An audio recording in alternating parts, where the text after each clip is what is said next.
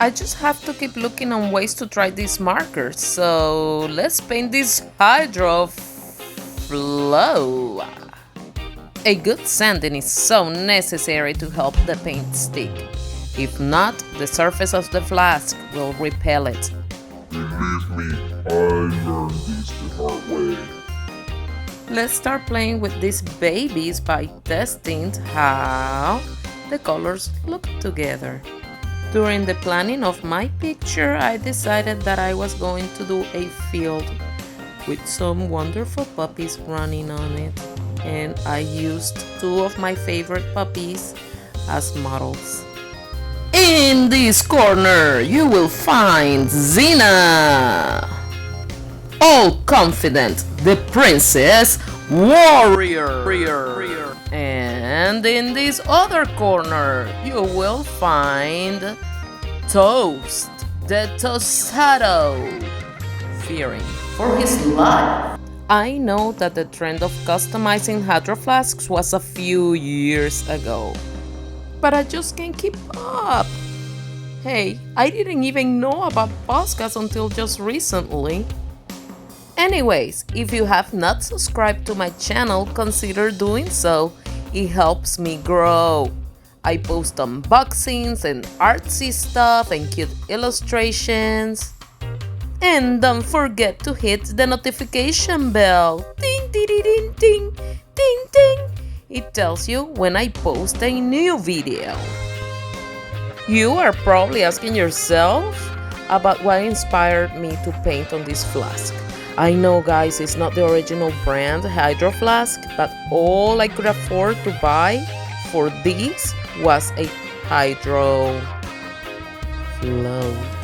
Well, anyhow, in a previous video I mentioned that I was looking in the webs for something to paint for my honey bunnies for Valentine's.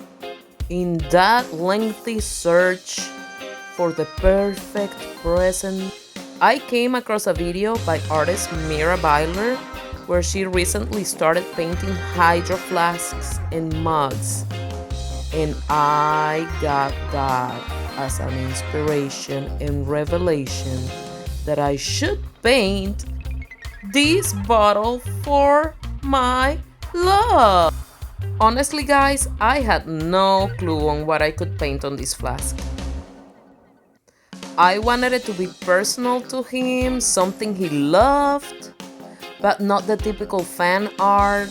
You know, he likes Star Wars, but I didn't want to draw a baby Yoda or, I don't know, whatever the other characters are, or the super detailed landscape.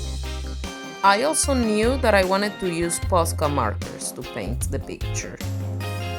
So I decided to paint his dogs running on a field.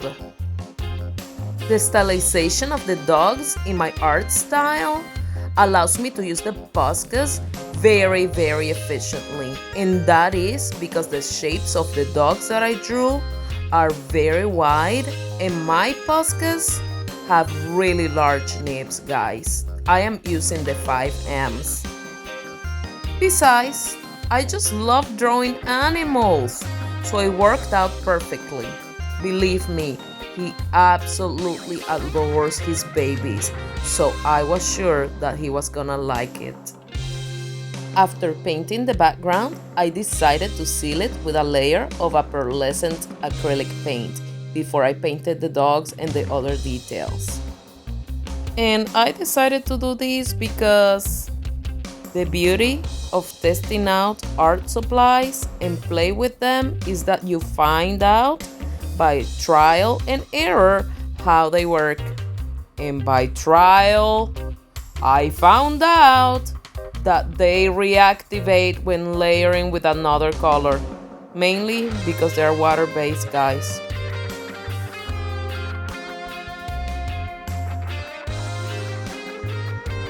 I sketched out the pups on another paper and transferred them later to the bottle because I struggle with drawing without sketching. I know, guys, I am not the best drawer. I'm working on it. I gotta make mistakes and erase and draw again and erase again and modify my pictures until they look good to me. I love drawing the exaggerated postures of these dogs. I just gotta make them dogs super goofy looking. Painting that layer of pearlescent paint over the background was a very good choice. It is a bit sticky, but the markers are working wonderfully. These markers do not cease to impress me, guys. They're vibrant, they're opaque, and they layer nicely. There are some colors that require a second coat because they may be a little streaky, but that is surely because I didn't shake them enough. So before you use your POSCAs, make sure you shake them a lot. Shaky, shaky. I used a black color to shade the back legs and the ear, and to paint the eye and the stripes on Toad's brindle coat. I did not outline him because I love how POSCA's colors look lineless.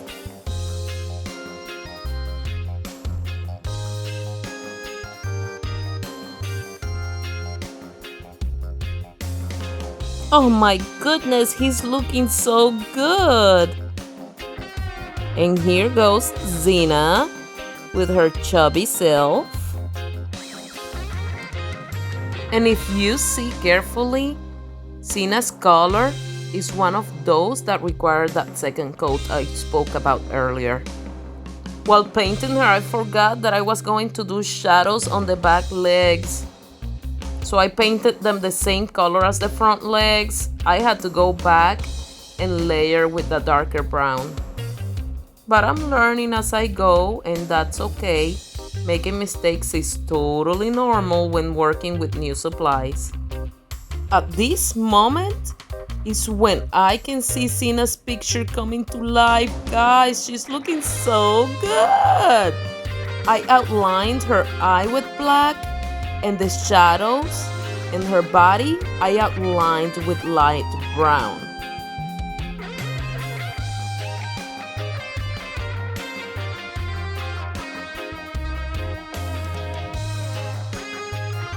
I painted Toast's lighter stripes with the same light brown to give him a brindle effect.